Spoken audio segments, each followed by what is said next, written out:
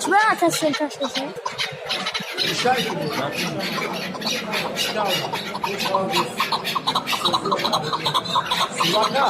Tak on kavnaları candır.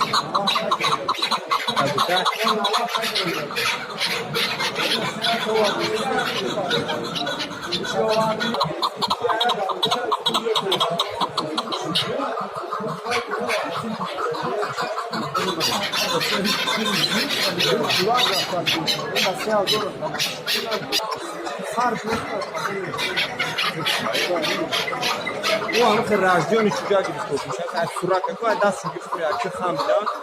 Ama şişli çora bu kadar girsin. Sesat tutmuş da. Navat gibi.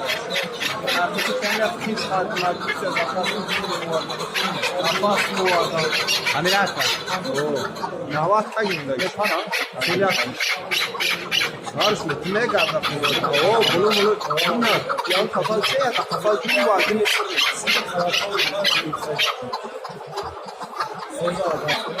Ya bu dışarıda duru var. Bunlar da. Bunlar duru var. Harobu.